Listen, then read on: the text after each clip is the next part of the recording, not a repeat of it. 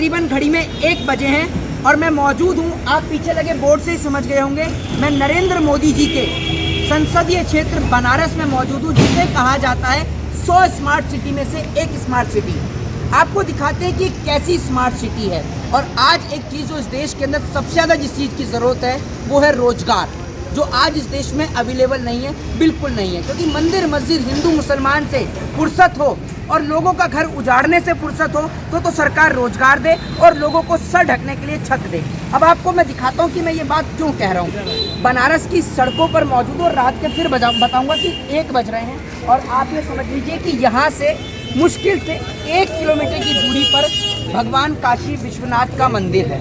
और आपको दिखाता हूँ कि अब आप सोच रहे हैं कि रात को 1 बजे सड़क पर कौन खड़ा है। ये रात को 1 बजे नहीं, ये रात को 8 बजे जो है यहाँ पर सड़क पर आ जाते हैं। और ये जो हैं ये मजदूर हैं जो पूरी रात यहाँ पर आते हैं, सिर्फ इंतज़ार करते हैं कि इनको सुबह जो है वो काम मिल जाएगा, काम मिलेगा। और काम मिलेगा जिसके बाद ये अपने बच्चों को पढ़ा सकते हैं, लिखा सकते हैं और अपने बच्चों का पेट भर सकते हैं। सबसे पहले आपको मैं एक चीज़ बता देता हूँ कि इस देश के अंदर जो लोग कहते हैं ना कि हिंदू खतरे में, नहीं भैया, हिंदू बिल्कुल खतरे में नहीं है। खतरे में है तो हिंदुओं के बच्चों का भविष्य, हिंदुओं के बच्चों का रोजगार और उनकी शिक्षा। अब आपको सबसे पहले ना इनके नाम से परिचित करवाता हूँ कि इनका नाम क्या है और कहाँ से और किस जगह से आए हुए हैं। क्या नाम है भैया आपका? इनका नाम है विपुल यादव। कहाँ से आए हैं भैया? दुर्गावती से आए। कितने बजे आए हैं यहाँ पर? 11 बजे आए हैं यहाँ पर। और आप ये सोच लीजिए इनका नाम है विपुल यादव। आपका क्या नाम है भैया? ओम प्रकाश इनका नाम है। आपका क्या नाम है भैया? देवेंद्र कुमार इनका नाम है। आपका क्या नाम है? इनका नाम है प्रमोद कुमार। मतलब आप ये सोच लीजिए, आपका क्या नाम है? उमा यादव। आपका क्या नाम है? संतोष कुमार। मतलब आप ये सोच लीजिए कि इसमें सबसे ज्यादा हिंदू ही हैं। हिंदू ही हैं सब लोग। ये देख लीजिए सब लोग हिंदू ही हैं। सबसे पहले मैं आपसे पूछता हूँ कि सरकार जो श्रम कार्ड बनवाती है, आप में से किसी का श्रम कार्ड बना हुआ है? सरकार की तरफ से कोई सालाना मदद आपको मिलती हो? कोई मदद नहीं मिलती। आप यहाँ पर कितने बजे आ जाते हैं रात को? 8 से 8:30 के बीच में आप आ जाते हैं। और सुबह कितने बजे आपको कारोबार मिलता है? सुबह 6 बजे हम लोग। सुबह 6 बजे। मतलब रात को 8 साढ़े 8 बजे ये लोग आ जाते हैं और 6:30 बजे तक ये इंतजार करते हैं कि इनको काम मिले। और अगर काम मिलता है तो ठीक है, नहीं काम मिलता तो वापस से अपना किराया भाड़ा लगा के अपने घर की ओर रवाना हो जाते हैं। और सबसे बड़ी बात जानते हैं क्या है? कि जिस दिन इन्हें काम मिल जाता है उस दिन ये रात को सो नहीं पाते हैं। और आप ये समझ लीजिए कि इनको किसी भी प्रकार की कोई भी सरकारी सुविधा का इनको लाभ नहीं मिलता। एक बात मुझे बताइए, 8:30 बजे आप यहाँ पर आ जाते हैं तो आप में से सभी लोगों को काम मिल जाता है? नहीं, कुछ ही लोगों को काम मिलता है। तो इसीलिए कितने लोगों को? तो आप ये सोचिए कि यहाँ पर बहुत सारे मजदूर यहाँ खड़े हैं, पीछे भी और भी मजदूर हैं और सुबह तक अभी और भी आ जाएंगे। तो आप ये सोचिए, और गोदाम में भी खड़े हुए हैं। तो आप ये सोचिए चारों तरफ मजदूर खड़े हुए हैं और इनमें से सिर्फ मात्र 10 मजदूरों को रोजगार मिलेगा और बाकी के जो इतने सारे मजदूर आप देख रहे हैं ये वापस से अपने घर पर लौट जाएंगे। और आप ये सोचिए मैं खड़ा हूँ इस जगह पर, जिस जगह का नाम है भगवान काल भैरव का मंदिर है। और 1 किलोमीटर की दूरी पर, मुश्किल से 1 किलोमीटर की दूरी पर यहाँ पर भगवान काशी विश्वनाथ का मंदिर है।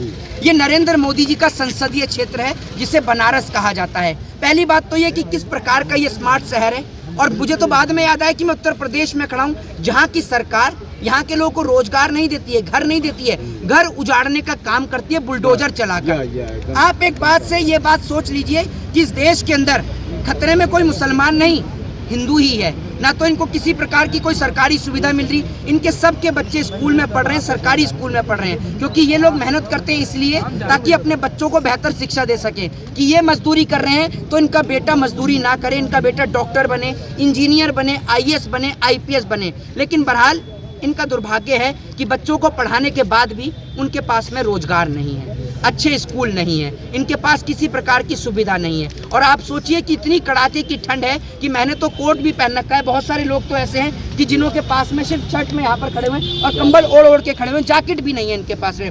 तो आप कितने साल से यहाँ पर आ रहे हैं? 5 साल से आप यहाँ पर आ रहे हैं। सरकार की तरफ से कोई किसी तरीके का रोजगार या मदद आपको करती हो? कोई रोजगार, कोई मदद नहीं करती है। क्या नाम है एक बार और अपना नाम बताइए? इनका नाम है ओम प्रकाश चौहान, इनका नाम है प्रमोद चौहान। आपका क्या नाम है भैया?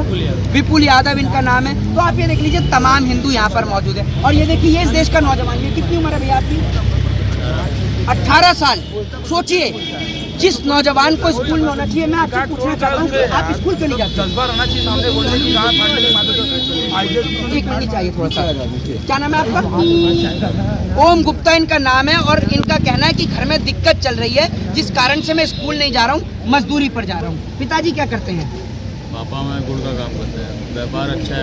दिक्कत ये है कि हमारे घर में मम्मी हमारी खत्म हो गई बचपन में, पापा मारते थे दूसरी शादी, इस वजह से हमने घर छोड़ दिया। अच्छा, तो आप ये सोचिए कि 18 साल की 6 साल से यहीं रह रहे हैं। 6 साल से यहीं पे रह रहे हैं। 18 साल की उम्र में एक नौजवान सड़कों पर मजदूरी कर रहा है। 6 साल से मजदूरी कर रहे हैं ना, 6 साल से मजदूरी कर रहे हैं। अब आप अंदाजा लगा लीजिए कि इस देश के नौजवान की स्थिति क्या है इस देश के अंदर। और खाली एक शर्ट पहन रखी है, ठंड नहीं लग रही आपको? हाँ, क्यों नहीं लग रही? मिल नहीं रहा, कपड़े नहीं है। ठंड लग रही है लेकिन पहनने को कपड़े नहीं है, जैकेट नहीं है। ये स्थिति है इस देश की। और बहुत सारे तमाम लोग भी यहाँ पर खड़े हैं। क्या नाम है भैया आपका? क्या नाम है?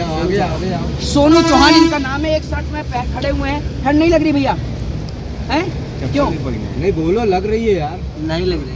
नहीं लग रही। देखिए किस तरीके से नहीं, देखिए बोल रहे हैं कि ठंड नहीं लग रही है। कोई भी नहीं कहता कि उसे ठंड लग रही है, क्योंकि जिसके पास पहनने को जैकेट नहीं है वो ये तो कहेगा नहीं कि भैया मुझे ठंड लग रही है। तो आप ये देख लीजिए, इस देश में ये मजदूरी का आलम है, बेरोजगारी का आलम है कि मजदूर रात को 1 बजे सड़क पर खड़े हैं और ये लोग 8:30 बजे यहाँ पर आ जाते हैं। खाना पीना सब लोग कैसे घर से खा के आते हैं? यहाँ कुछ मिल जाता है? घर से खा कर आते हैं, यहाँ से कुछ नहीं मिलता। और जैसे कभी प्रधानमंत्री यहाँ पर आ रहे होते हैं तो आप लोगों को भगा दिया जाता होगा, तो उस दिन आप क्या करते हैं? स्टेशन पे जाके पार्क में बैठ जाएंगे। अच्छा, तो आप लोग जैसे अपने घर से आते हैं, कितना किराया लगता है आने में? 35 रुपए लगता है आने में। 100 रुपये लगता है, किसी का 100 रुपए लगता है आने में। 150 लगता है, किसी को 200 इनका 150 रुपए लगता है। तो आप सोचिए कितनी दूर दूर से लोग आते हैं, लेकिन रोजगार इस देश में नहीं है। अच्छा, एक बात मुझे बताइए, आपको इस देश में हिंदू मुसलमान से कोई दिक्कत है? आप लोग मजदूरी करते हैं, तमाम हिंदू हैं आप लोग यहाँ पर, आप मजदूरी करते हैं, तो आप ये देख के मजदूरी करते हैं कि आप हिंदू के घर कर रहे हैं, मुसलमान के घर? जी नहीं, हम लोग तो सिर्फ मजदूरी से मतलब होता है और जी। अपने पहले और खाने से मतलब। अच्छा, अपने काम से आपको मतलब है, हिंदू मुसलमान से कोई मतलब नहीं है। आप चाहते हैं कि इस देश में हिंदू मुसलमान मंदिर मस्जिद कुछ हो? नहीं, सब अच्छा, एक बात मुझे बताइए, अब तो राम जी का मंदिर बन गया, आपकी तो राम जी वाली सरकार ने मंदिर बना दिया, राम जी का मंदिर, तो राम के मंदिर से आपको कुछ फायदा है? अच्छा, आपको एक बात मुझे बताइए, आप बहुत बड़ी उम्र के लोग हैं, आप एक चीज इस देश में सरकार कहती है कि हिंदू खतरे में है, आपको लगता है कि हिंदू खतरे में है इस देश में? आपको, आप यहाँ पर खड़े होते हैं और तमाम मुस्लिम्स भी यहाँ पर आते होंगे, ठीक है, तो कभी मुसलमान ने आपको मारा पीटा हो? देखिए, योगी जी की सरकार तो आ जाइए अब आइए, इससे पहले भी सरकार थी, पिछली सरकारों में आपको मारा पीटा क्या? कोई नहीं मारा पीटा ना, किसी मुसलमान ने मारा पीटा हो? आपके किसी के घर पे कब्जा कर लिया हो मुसलमान ने? कोई बात नहीं। तो ये जो देश में जो मैसेज किया जा रहा है, अच्छा मुझे ये बताइए, आप लोग क्या चाहते हैं? एक और सरकार 5 किलो राशन देती है, तो आप क्या चाहते हैं कि सरकार आपको 5 किलो राशन दे या आपके बच्चों को शिक्षा दे? शिक्षा दे। तो ये आप सोचिए कि सरकार से लोग कह रहे हैं कि हमें 5 किलो राशन नहीं चाहिए ना, ये चाहते हैं कि इनके बच्चों को शिक्षा मिले ताकि इनका बच्चा शिक्षा पाकर 50,000 रुपए की नौकरी कर सके, अपना और अपने परिवार का पालन पोषण कर सके।